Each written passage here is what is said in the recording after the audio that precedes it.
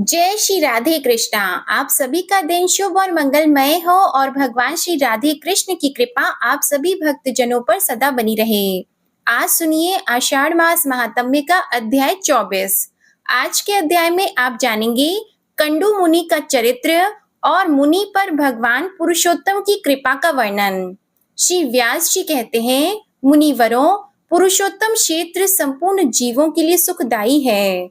वह धर्म, अर्थ, काम और मोक्ष चारों पुरुषार्थों का फल देने वाला है।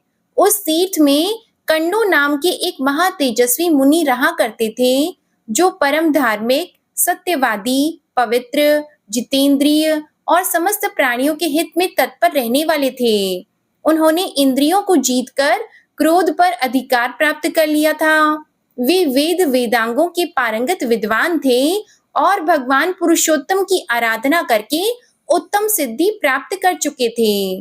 उनके सिवा और भी बहुत से मुनि वहां उत्तम व्रत का पालन करते हुए सिद्ध हो चुके हैं।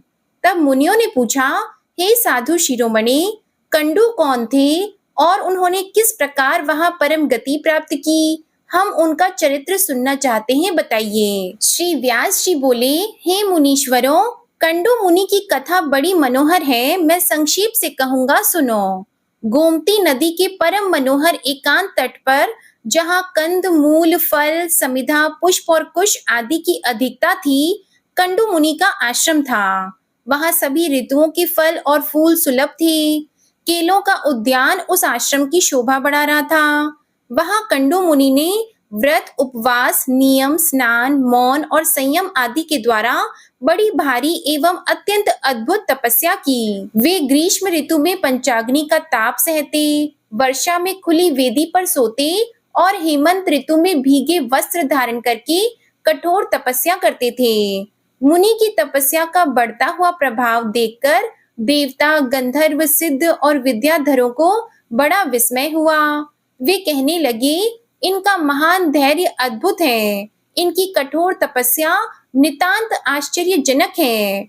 उन्हें तपस्या में स्थित देखकर इंद्र सहित संपूर्ण देवता उनके भय से व्याकुल होकर आपस में परामर्श करने लगे। वे उनकी तपस्या में विघ्न डालना चाहते थे। त्रिभुवन के स्वामी देवराज इंद्र देवताओं का अभिप्राय जानकर एक सुंदरी अप्सरा से बोले, प्रमलोचे, तुम शीघ्र कंडू मुनि के आश्रम पर जाओ।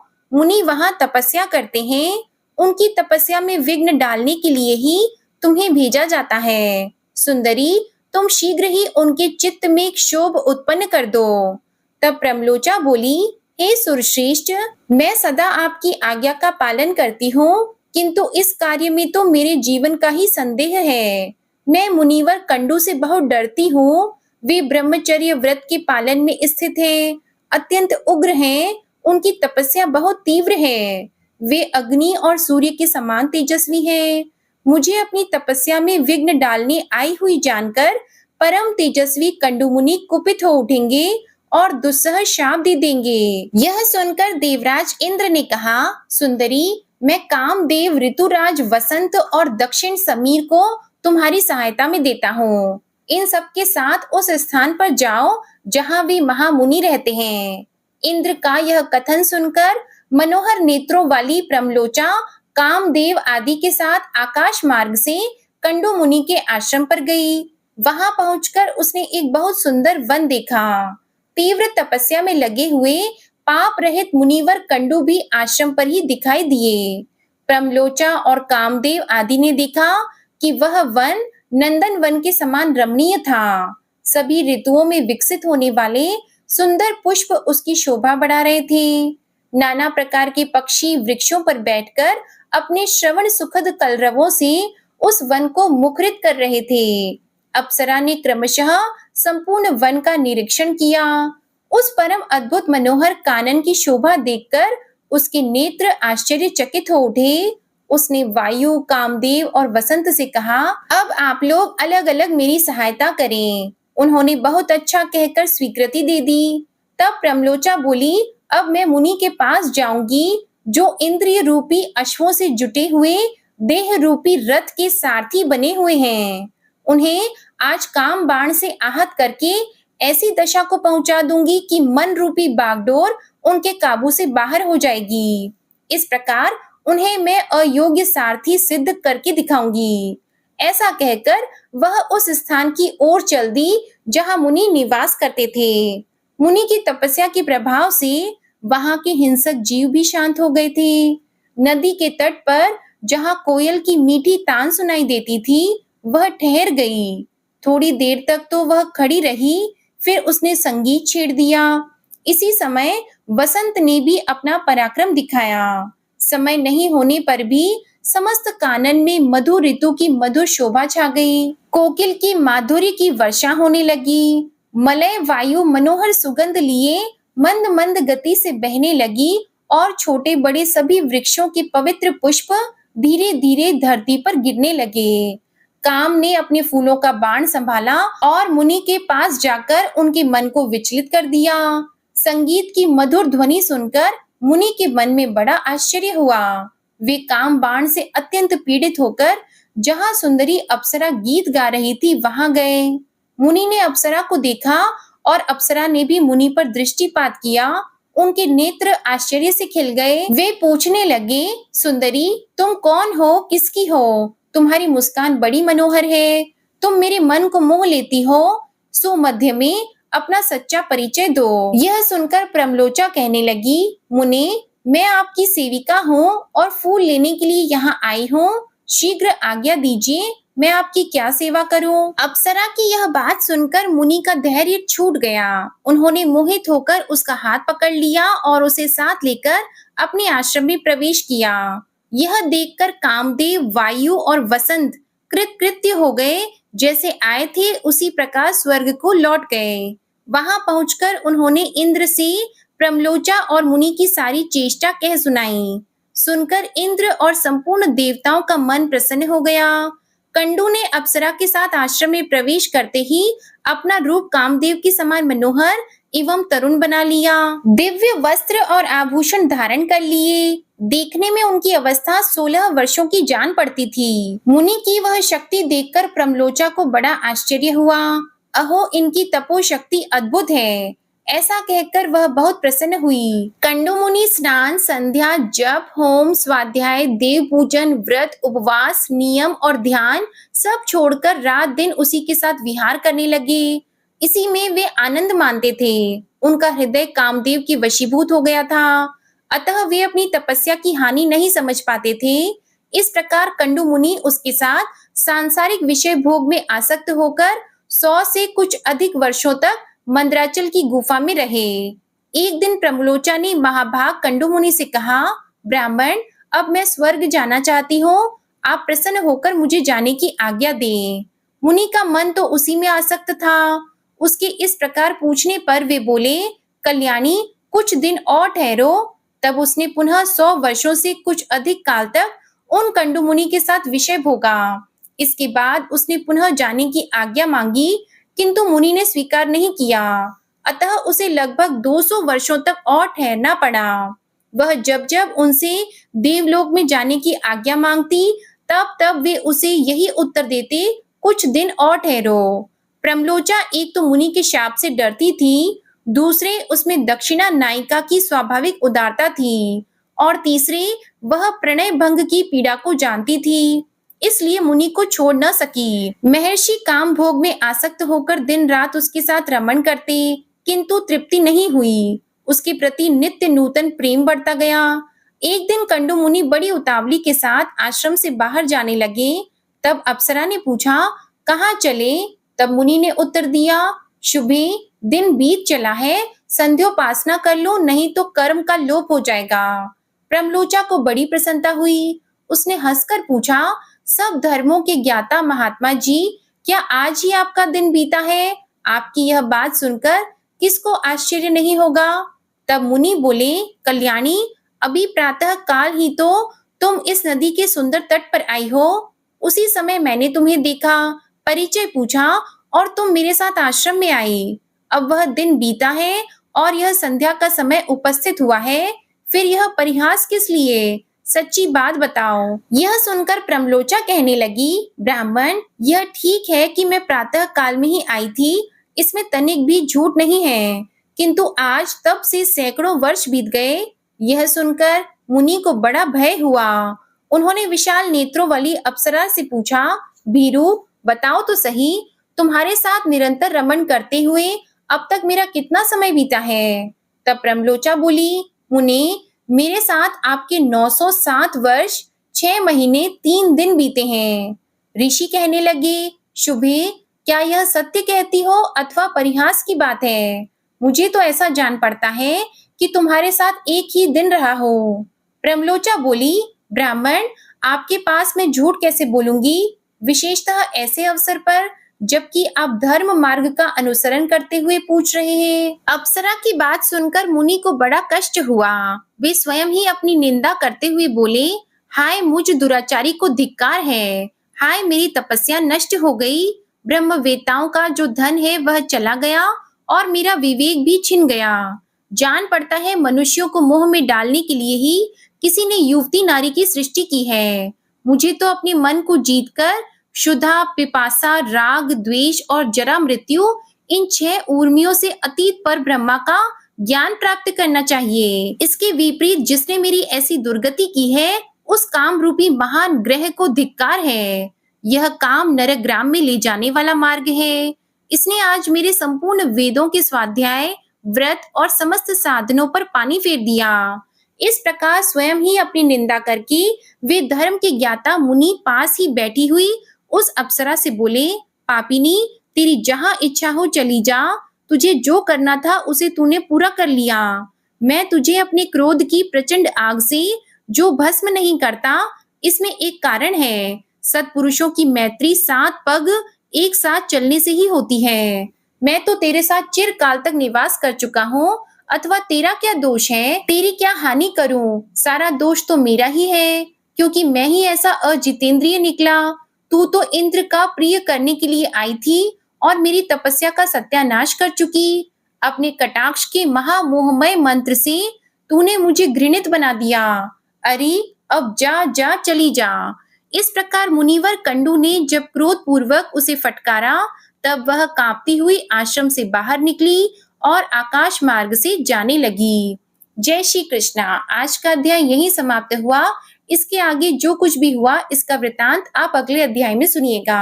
अब आप सुनिए विष्णु चालीसा का पाठ। विष्णु सुनिए विनय सेवक की चित लाए, कीरत कुछ वर्णन करो दीजिए ज्ञान बताए। नमो विष्णु भगवान खरारी, कष्ट नशावन अखिल बिहारी। प्रबल जगत में शक्ति तुम्हारी, त्रिभुवन फैल रही उजियारी। सुंदर रूप मनोहर सूरत, सरल स्वभाव मोहनी मूरत। तन पर पीतांबर अति सोहत, बैजंती माला मन मोहत। शंख चक्र कर गदा विराजे, देखत दैत्य असुर दल भाजे। सत्य धर्म मद लोभन गाजे, काम क्रोध मद लोभन छाजे। संत भक्त सज्जन मन रंजन, दनुज असुर दुष्टन दल गंजन। सुख उपजाए कष्ट सब भंजन, दोष मिटाय करत जन सज्जन। पाप काट भव सिंधु उतारण, कष्ट नाश कर भक्त उबारण। करत अनेक रूप प्रभु धारण, केवल आप भक्ति के कारण। धरणी धेनु बन तुम ही पुकारा, तब तुम रूप राम का धारा। भार उतार असुर दल मारा, रावण आदिक को संहारा। आप वराह रूप बनाया, हिरण्याक्ष को मार गिराया। धर्मस्य तन सिंधु बनाया, 14 रत्नन को निकलाया। अमिलख असुरन द्वंद मचाया, रूप मोहिनी आप दिखाया। देवों को अमृत पान कराया, असुरन को छवि से बहलाया। कूर्म रूप धर सिंधु मझाया, मंदराचल गिरि तुरत उठाया। शंकर का तुम फंद छुड़ाया, भस्मासुर को रूप दिखाया। वेदन को जब असुर डुबाया, कर प्रबंध उन्हें ढूंढवाया। मोहित बन कर खल ही नचाया, उस ही कर से भस्म कराया। असुर जलंधर अति बलदाई, शंकर से उनकी न लड़ाई। हार पार शिव सकल बनाई, कीन सती से छल खल जाई। सुमिरन कीन तुम्हें शिव रानी, बतलाई सब विपत कहानी। तब तुम बने मुनीश्वर ज्ञानी, वृंदा की सब सुरति भुलानी। देख तीन धनुज शैतानी, वृंदा आए तुम्हें लपटानी। हो स्पर्श धर्म क्षति मानी, हना असुर उर शिव शैतानी। तुमने ध्रुव प्रहलाद उबारे, हिरणाकुश आदिक खल मारे। गणिका और अजामिल तारे, बहुत भक्त भव सिंधु उतारे। हरहु सकल संताप हमारे, कृपा करहु हरि सिरजनहारे। देखहु मैं निज दर्श तुम्हारे, दीप बंधु भक्तन हितकारे। चाहता आपका सेवक दर्शन, करहु दया अपनी मधुसूदन। जानो नहीं योग्य जब पूजन, होय यज्ञ स्तुति अनुमोदन। शील दया संतोष सुलक्षण, विदित नहीं व्रत बोध विलक्षण। करहु आपका किस विधि पूजन, कुमति विलोक होत दुख भीषण। करहु प्रणाम कौन विधि सुमिरन, कौन भांति मैं करहु समर्पण। सुर मुनि करत सदा सेवकाई, हर्षित रहत परम गति पाई। दीन दुखिन पर सदा सहाई, निज जन जान लेव अपनाई। पाप दोष संताप नशाओ, भव बंधन से मुक्त कराओ। सुत संपत्ति दे सुख उपजाओ, निज चरणन का दास बनाओ। निगम सदा ये विनय सुनावे, पढ़े सुने सो जन सुख पावे। श्री विष्णु चालीसा समाप्त होती है। प्रेम से बोलिए भगवान विष्णु और माता लक्ष्मी की जय। अब आप सुनिए तुलसी माता की आरती। तुलसी महारानी नमो नमो, हरि की पटरानी नमो नमो। तुलसी महारानी नमो नमो, धन तुलसी पूरण तप कीनो। शालिग्राम बनी पटरानी नमो नमो। तुलसी महारानी नमो नमो, हरि की पटरानी नमो नमो। जाकी पत्र मंजरी कोमल, श्रीपति कमल चरण लपटानी नमो नमो। तुलसी महारानी नमो नमो, हरि की पटरानी नमो नमो। कौन से महीने बोई रानी तुलसा, कौन से महीने हुई हरियाली नमो नमो। कौन से महीने हुई तेरी पूजा, कौन से महीने हुई पटरानी नमो नमो। तुलसी महारानी नमो नमो, हरि की पटरानी नमो नमो। आषाढ़ मास में बोई रानी तुलसा, सावन मास में हुई हरियाली नमो नमो। तुलसी महारानी नमो नमो। कार्तिक मास में हुई तेरी पूजा, मंगसिर मास में हुई पटरानी नमो नमो।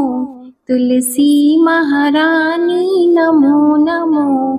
धूप दीप नैवेद्य आरती पुष्पन की वर्षा बरसानी नमो नमो। तुलसी महारानी नमो नमो। 56 भोग 36 व्यंजन बिन तुलसा हरि एक न मानी नमो नमो। तुलसी महारानी नमो नमो। जो तुलसी को सवेरे गाए श्री कृष्ण के दर्शन पाए नमो नमो। तुलसी महारानी नमो नमो। जो तुलसी को दोपहर में गाए खीर कांड का भोग लगाए नमो नमो। तुलसी महारानी नमो नमो। जो तुलसी को सांझ को गाए श्री कृष्ण की आरती उतारे नमो नमो। तुलसी महारानी नमो नमो। जो तुलसी को रात को गाए श्री कृष्ण के चरण दबाए नमो नमो। तुलसी महारानी नमो नमो। सभी सखी मैया तेरो यश गावे भक्ति दान दीजिए महारानी नमो नमो। तुलसी महारानी नमो नमो।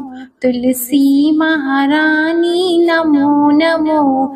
हरि की पटरानी नमो नमो। प्रेम से बोलिए श्री तुलसी माता की जय। भगवान श्री विष्णु जी की जय। शालिग्राम भगवान जी की जय। आपको आज की कथा पसंद आए तो वीडियो को लाइक कीजिएगा, शेयर कीजिएगा, कमेंट में भगवान श्री लक्ष्मी नारायण जी की जय लिखिएगा और चैनल को भी सब्सक्राइब कीजिएगा। इसी के साथ आज आप हमारे चैनल पर आषाढ़ गुप्त नवरात्रि की 10वीं महाविद्या की कथा भी जरूर सुनिएगा और सोमवार व्रत की कथा भी जरूर सुनिएगा। प्रेम से बोलिए श्री हरि विष्णु जी की जय।